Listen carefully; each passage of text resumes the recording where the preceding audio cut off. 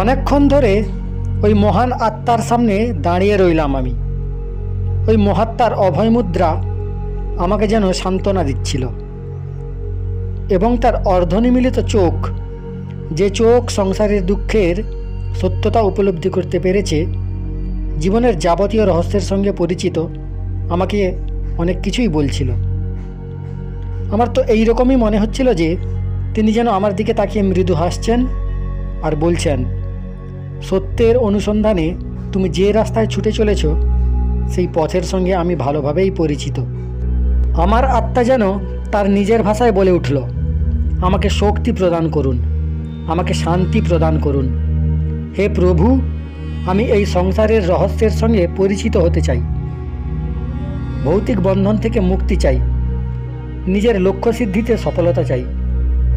তখন ওই পাষাণ বেদিতে উপবিষ্ট সেই মহান যোগী যেন মুখ না খুলে, ঠোঁট না নাড়িয়ে বলে উঠলেন, জানি না তোমার মতো কত লোক এই সংসারে এসেছে, আর যখন ফিরে গেছে তখন নিরাশা নিয়েই ফিরে গেছে।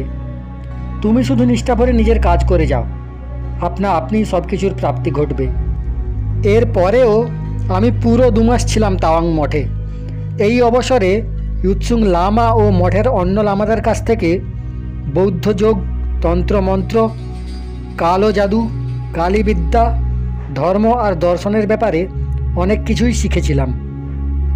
লামা ইউৎসুং বড় যোগী, এতে কোনো সন্দেহ নেই। তার জ্ঞান ভাণ্ডারও ছিল অপরিসীম। তার পরিষ্কার বক্তব্য ছিল যে সাধনার জগতে সূক্ষ্ম শরীরেরই মাহাত্ম্য আছে, স্থূল শরীরের নেই। ওটা তো সূক্ষ্ম শরীরের ওপর একটা আবরণ মাত্র। কিন্তু এই দুটো দুধ আর জলের মতো এমন গায়ে গায়ে মিলে আছে যে তাদের অস্তিত্বকে আলাদা আলাদাভাবে অনুভব করা সাধারণ রূপে সম্ভব নয়। সেই সব দিনের স্মৃতি আজও অক্ষুণ্ণ। তাই তো তোমাদের বলছি, যাও একবার তাওয়াং দেখে এসো। ওটা ধর্মের নামে ব্যবসা ক্ষেত্র নয়, ওটা যথার্থই শক্তির স্থান, মুক্তির স্থান, শান্তির স্থান। যদি তোমরা যেতে আগ্রহী থাকো, আমি তোমাদের মঠে থাকবার সব ব্যবস্থা করে দেব। আমার খুব ভালো লাগছে তোমরা লামা ইউৎসুংয়ের সঙ্গে দেখা করতে যাচ্ছ। তোমাদের ভাগ্যটা নিতান্তই ভালো। থামলেন শঙ্কর ভারতীজি। এরপর বিধিবৎ আমরা বিদায় নিলাম তার কাছ থেকে। শঙ্কর মহারাজের সঙ্গে হেঁটে হেঁটেই এগিয়ে চললাম দশাশ্বমেধ ঘাটের পথে। পথ চলতে চলতেই মহারাজের কাছে জানতে চাইলাম, মৃত্যুর পর আত্মা মনকে সঙ্গে নিয়ে সূক্ষ্ম শরীরে বিলীন হয়ে যায়, এমনটাই তো বললেন শঙ্কর ভারতীজি। আত্মাটা তাহলে কি? কোনো অদৃশ্য শক্তি, কোনো আকার, কোনো আধার? মহারাজ হেসে বললেন, এখনই অত গভীরে যাওয়ার চেষ্টা করবেন না। আপনাকে একটা কাজ দিচ্ছি। এই কাজটা যদি আপনি নিষ্ঠার সঙ্গে 1 বছর ধরে করতে পারেন, তাহলে অবশ্যই আপনাকে আত্মাজনিত সব প্রশ্নের উত্তর দেব। কাজটা শুনতে সহজ হলেও পালন করা যথেষ্ট কঠিন। আজ থেকে 1 বছর আপনি অহিংসা ব্রত পালন করুন। মনে রাখবেন, শারীরিক আঘাত হিংসা, মানসিক আঘাত হিংসা। আপনার কোনো কথায় বা ব্যবহারে কেউ যদি মনে আঘাত পায়, সেটাও হিংসা। দেখুন না একটু চেষ্টা করে। শুধু এটুকুই পরামর্শ দেব, নিতান্ত প্রয়োজন ছাড়া কথা বলবেন না। আর যখন বলবেন তখন যতটা সম্ভব সংক্ষেপে, যেটুকু না বললেই নয়। এবার আমি খুব সংক্ষেপে আপনার প্রথম প্রশ্নটার উত্তর দিচ্ছি। একজন যোগীর কাছে তার পার্থিব বা স্থূল শরীর একটা বস্ত্রের মতো, প্রয়োজন হলে যেটা বদল করে নেওয়া যায়।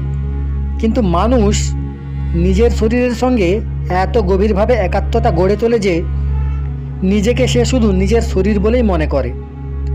শরীর থেকে আমি যে আলাদা, এটা অনুভব করতে পারা দরকার। মানুষ নিজের শরীরের বাইরের রূপটার সঙ্গেই পরিচিত, যে রূপটা আয়নাতে দেখা যায়। তার ভেতরের স্বরূপের সঙ্গে সে পরিচিত নয়।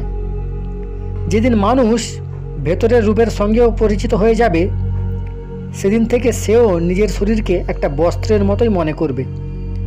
সেও বুঝবে শরীরটা বাইরের আবরণ মাত্র। বাস্তবে আত্মার কাছে শরীর বস্ত্রেরই সমান। আমরা যেমন সময় অনুযায়ী পুরনো পোশাক ছেড়ে নতুন পোশাক পরে নিই, আত্মাও জীর্ণ শীর্ণ পুরনো শরীরকে ছেড়ে নতুন শরীর ধারণ করে নতুন যাত্রায় বেরিয়ে পড়ে। আত্মার এই আসা যাওয়া কবে থেকে কিভাবে চলে আসছে তা বলা সম্ভব নয়। আপাতত এইটুকু জেনে রাখুন যে শরীর দু রকমের।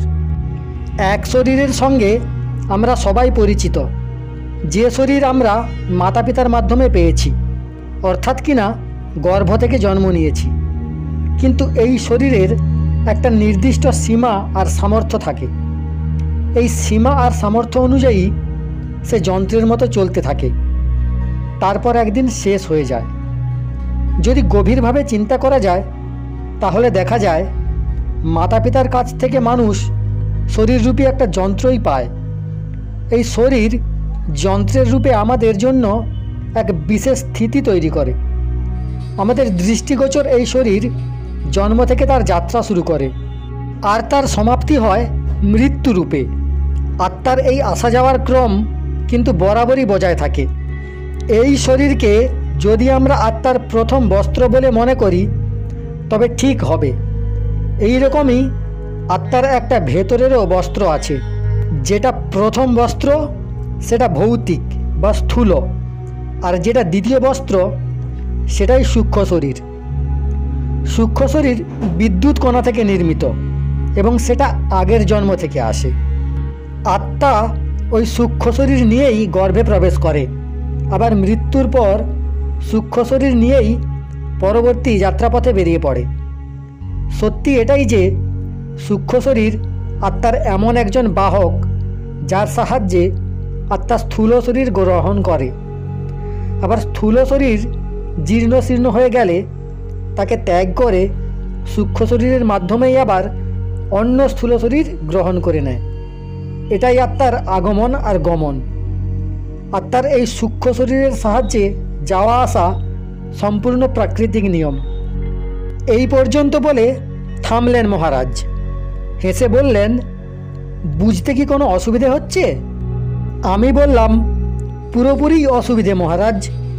সত্যি কথা বলতে কি, মন দিয়ে সবই শুনছি, কিন্তু কেমন যেন তালগোল পাকিয়ে যাচ্ছে।